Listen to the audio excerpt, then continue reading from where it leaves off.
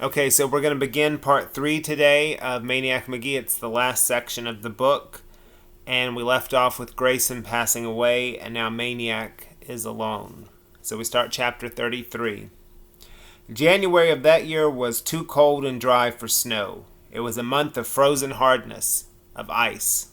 Maniac drifted from hour to hour, day to day, alone with his memories, a stunned and solitary wanderer.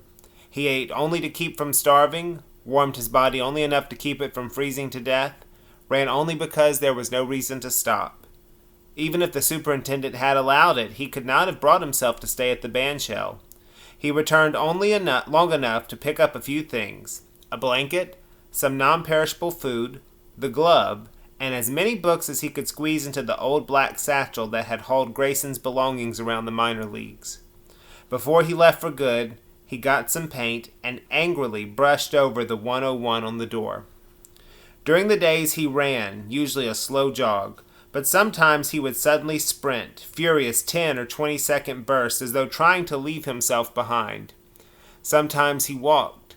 He crossed and recrossed the river.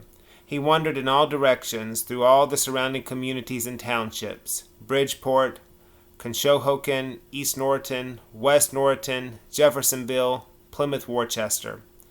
Whenever he crossed the bridge over the Schuylkill, he turned his eyes so as not to see the nearby P&W trestle. Even so, in his mind's eye, he saw the red and yellow trolley careening from the high track, plunging to the water, killing his parents over and over. After a while, he stopped crossing the bridge. Other than that, he went wherever there was room to go forward, along roads and alleys and railroad tracks, across fields and cemeteries and golf courses. From high above, a tracing of his routes would have looked as hopelessly tangled as cobble's knot. By nightfall, he was back in Two Mills. He would retrieve the satchel from wherever he had stashed it and find a place to endure the night. A few times he revisited the buffalo pen, where he covered himself with a second blanket of straw. Other times, his overnight quarters might be an abandoned car, an empty garage, a basement stairwell. When his original supply of food ran out, he fed himself at the zoo or at the soup kitchen down at the Salvation Army. He did odd jobs for housewives, ran errands for shopkeepers. He would not beg. One day he found himself among monuments and cannon and rolling hills. He was in Valley Forge. Here the Continental Army had suffered through a winter of their own, and the vast, stark, frozen desolation itself seemed a more proper monument than statues and stones. The only buildings here were tiny log and mortar cabins, replicas of the Army shelters. Maniac could feel the ache swelling outward from his breast and filling the enormous bounding spaces. He returned to town for the satchel and put himself up in one of the cabins. It was scarcely bigger than a large doghouse. The floor was dirt. There was a doorway, but no doors. So this is kind of like, this is Valley Forge, places where there were famous battles for the Revolutionary War, for the Civil War. Those places are preserved today as national parks, and so you can still go there. And so what he's doing is he's going to a monument at Valley Forge, which you may have learned about in 4th grade, when you did the George versus George unit. But he goes to the site where the Valley Forge battle took place. Actually, I don't think there was a battle. I think they were just stationed there. But it was a rough winter. And so there are these cabins and these places that are left over, or they're made to look like they're left over from that time, and he's going to kind of find a place in there to stay. And so he's in a little cabin that has a doorway but no door. It doesn't have an actual wooden floor. It just has a dirt floor. And it says, "Several saltines fell from the blanket. He threw them outside. Let the birds have them." He wrapped himself in the blanket and lay down. He lay there all night and all the next day. Dreams pursued memories, courted and danced and coupled with them, and they became one, and the gaunt, beseeching phantoms that called to him had the rag-wrapped feet of Washington's regulars and the faces of his mother and father and Aunt Dot and Uncle Dan and the Beals and Earl Grayson. So it's kind of like all these ghosts and spirits are there, those from the Continental Army and those from his own life, some of whom have passed away and some of whom are still alive. In that bedeviled army, there would be no more recruits. No one else would orphan him. The second evening came and went. Maniac never stirred. Knowing it would not be fast or easy, and wanting, deserving nothing less, grimly, patiently, he waited for death. So Jeffrey's given up. He's going to wait there. He's got a few little crackers, and he takes those and throws them out. And he's like, those are for the birds. He's just going to lay there and die. All right, chapter 34. It was during the second night in the cabin that he heard the little voices. They were not soldiers' voices. I'm going in this one. No, that one. That one's bigger. I'm tired. I'm stopping. You stupid meatball. It's right there. Another 2 seconds. I'm staying. Great, you beef jerky. Stay. I'm going to that one. Good night. Silence. Then, hold on. I'm coming. That was all. The ghostly soldiers returned, their haunted eyes seeking warmth, food, life. There was no morning, only daylight in the doorway. He pushed himself up, dragged himself outside into the blinding light. The saltines lay in the brown, frozen grass. The next cabin was nearby. January slipped an icy finger under his collar and down his back. He pulled the blanket tighter about himself, but it was too late. The finger had touched the last warm coal in his hearth, and his body, feigning an ember, shook itself violently. He walked to the next cabin, looked inside, and saw a body huddled in the corner. An eye opened, stared at him. Then in succession, 3 more eyes opened. The body divided and became 2 little boys. Get a load of this meatball, said the one with the front tooth missing. He walks around with a blanket on. Hey, meatball, what do you bring your mattress along too? And your pillow too, screeched the other. Then Missing Tooth whipped off his woolen cap and smacked Screecher in the face. Screecher retaliated, and Maniac had to step back while a 2-kid tornado swirled around the cabin. When they finished, they rolled onto their backs, shook their legs at the ceiling, and laughed as long as they had fought. The volume coming from the Screecher was incredible, as though a microphone were embedded in his throat. Finally, Missing Tooth rediscovered the stranger standing in the doorway. Hey, Meatball, you running away too? No, not really, Maniac replied. Well, we are, went Screecher. Where are you going? Maniac asked. The answer came from both. Mexico. Maniac bit back a grin. When they stood, he saw they couldn't have been more than 4 feet tall or 8 years old. Well, he said, it's good and warm down there, but it's pretty far, you know. Yeah, we know, growled Missing Tooth. You think we're meatballs like you? He grabbed a supermarket bag in the corner and opened it. Look. It was filled with candy, cupcakes, pies, even a pack of butterscotch crimpettes. Maniac's stomach rasped against itself. He remembered how thirsty he was. Where'd you get all this? We stole it, Screecher blurted. The other smacked him with his cap. Shut up, Piper, you stupid sausage. You don't go telling people you stole stuff. Piper returned the cap slap. And you shut up, Russell. I didn't tell him where we stole it. This time the fight was over in less than a minute, but it started up again when Maniac asked where they were from. And Piper said, 2 meals? And Russell said, shut up, he might be a cop, and bopped him good. When they settled down, they stared at him warily. Piper snickered. He ain't no cop, he's a kid. Yeah, sneered Russell. That's how much you know. They got cops that look like kids. That's how they catch kids. They stared at him some more. They moved in cautiously, one on either side. They opened his blanket. They patted him all over. What are we doing this for? Piper wanted to know.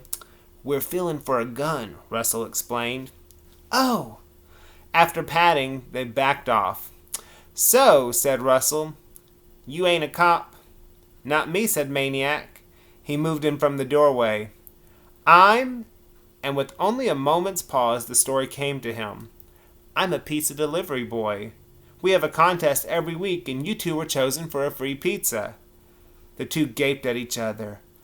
We were? Yep, a large. Where's it at? Demanded Russell, glancing around. At Cobble's Corner. You have 24 hours to claim your prize." He waited while they bickered over what to do. Valley Forge was a good 5 or 6 miles from Two Mills. These kids might not have made it to Mexico, but they had come a long way and stayed out overnight, and someone somewhere must be worried sick about them. And he had a feeling they weren't kidding about stealing the food. He figured he'd better help them make up their minds. "You know," he said, "you're taking the long way to Mexico. If you come back to Two Mills with me, I'll show you a shortcut." That did it. Soon the three of them were trekking past the Washington Memorial Chapel, Russell and Piper with their bag, Maniac with his satchel. It was early afternoon when they walked into Cobble's corner at Hector and Birch. Maniac produced his certificate for conquering Cobble's knot, and 20 minutes later, the young runaways were attacking a large pizza with pepperoni. Maniac confined himself to 3 glasses of water and half a dozen crimpettes. The boys agreed with Maniac that they ought to stay the night in their own house before setting out for Mexico in the morning. They were barely a block from Cobble's when Maniac heard a familiar voice. Bellowing and barreling down the street was the fearsome fastballer, king of the Cobras, Big John McNabb himself, and he was roaring mad. Maniac might have taken off, but he found himself clung to and clutched by the 2 little urchins. They huddled behind him like babies on a possum's back as Giant John came red-faced and huffing up to them. "Where you been?" he yelled. As Maniac considered what to say, the urchins peeped from behind him. "We wasn't no place, John. We was right here, with this here kid, and he ain't no cop neither. We checked him out first." For the first time, Giant John looked straight at Maniac. A smile crossed his face.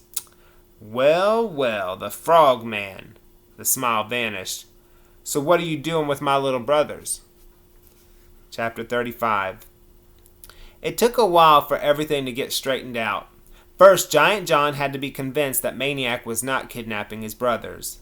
Then the brothers had to do some trembling and clinging while John finished lambasting them for running away, which apparently they did about every other week. Then, when the brothers found out their pizza person was none other than the famous Maniac Magee, the very same one who had blasted their big brother's fastballs to smithereens and finished him off with a home run frog, well, it took a good 5 minutes of rolling on the sidewalk to get all the laughing out of their systems.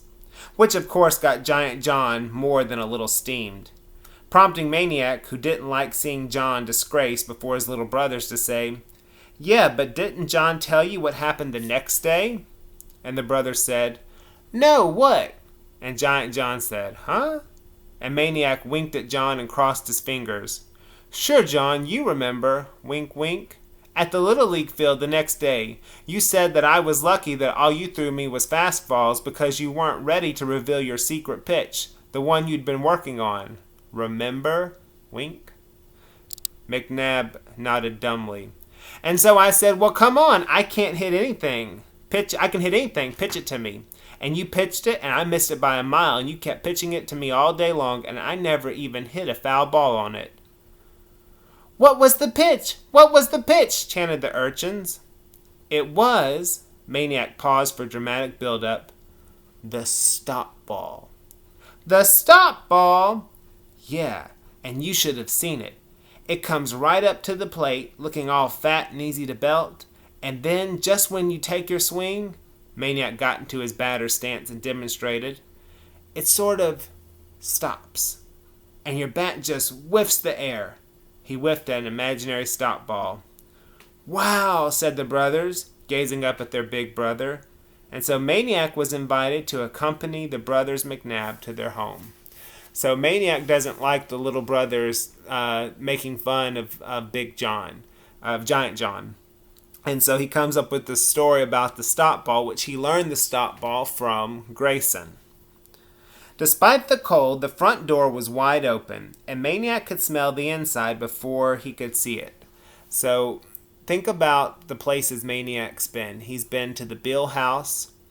He's been to Grayson in the band shell. And now he's going to the McNabb home. So contrast in your mind those other experiences with what we're about to read. So it says Maniac could smell the inside before he could see it. The first thing he did see was a yellow, short-haired mongrel looking innocently up at him while taking a leak in the middle of the living room floor. So there's a dog just urinating, peeing in the middle of the floor. "Clean that up," John ordered Russell. "Clean that up," Russell ordered Piper. Piper just walked on by.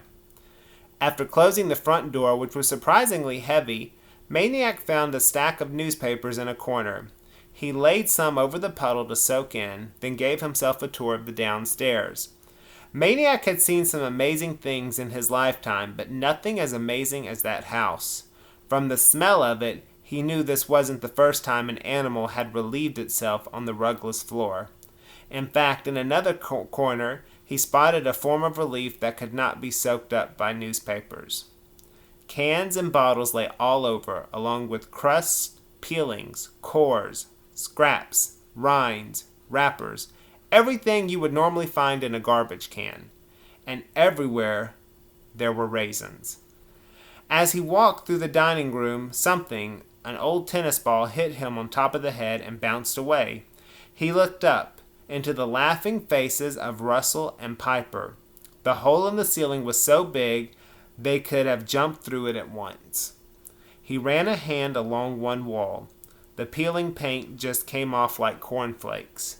Nothing could be worse than the living and dining rooms. Yet the kitchen was. A jar of peanut butter had crashed to the floor. Someone had gotten a running start, jumped into it, and skied a brown one-footed track to the stove. So peanut butter, I don't know if it is today, but there was a time where peanut butter tended to be in a glass jar. So this glass jar of peanut butter had fallen, busted in the floor, and someone had went and put their foot in it and skated across the kitchen floor. On the table, where there appeared to be the remains of an autopsy performed upon a large bird, possibly a crow. The refrigerator contained 2 food groups, mustard and beer. The raisins here were even more abundant. He spotted several of them moving. They weren't raisins, they were roaches. The front door opened, and seconds later a man clumped into the kitchen. He wore no winter jacket, only a sleeveless green sweatshirt, which ballooned over his enormous stomach. Tattoos blued his upper arms. His hands were nearly pure black. Stale body odor mingled with that of fries and burgers coming from the Burger King bag he held. Dropping the bag next to the bird remains, he bellowed, "Chow!" and took a beer from the fridge. He downed a good half of it in one swig, belched, double-clutched, and belched again. He had to know someone besides himself was standing in the kitchen, and, just as obviously, he didn't care. 2 floor-squawking crashes came from the dining room. "Geronimo! Geronimo!" Russell and Piper had taken the direct route via the hole. So there's a hole in the ceiling, and instead of coming down some stairs, they just jump from the ceiling down to the first floor. "What'd you bring, Dad? Whoppers?" "Yeah, Whoppers." They tore into the bag like jackals into carrion. Plastic flew. Fries flew. They both wanted the same Whopper. Massed between their tugging fists, the Whopper splurted sauce and cheese and pickle chips. Then it split. Russell lurched backward into the kitchen table with his half. Piper lurched backwards in the opposite direction, and with nothing to stop him, sailed right through the cellar doorway and down the cellar steps. The final thud was followed by the truck horn blast of Piper's laughter. When Giant John ambled in, the father said, "Get the blocks?" "No," grunted John, pulling out a pair of Whoppers. He tossed one to Maniac. "We need more," growled the father. John didn't answer. "We need more." "I heard."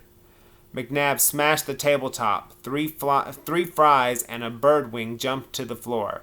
"Now!" John walked out, nonchalantly munching. I was busy. The rest of the night were scenes from a loony movie. Scene. McNabb the father swaggers bare-armed out the front door, bellowing back, "Do your homework!" Scene. Maniac retrieves the wet newspaper from the living room. There are no wastebaskets in the house. He finds a trash can in the backyard, next to a pile of cinder blocks. He dumps the soggy papers in the can, which is empty. Scene. Small turds of an unfamiliar shape appear here and there along the baseboards of the first floor. Please don't be rats, Maniac prays. Scene.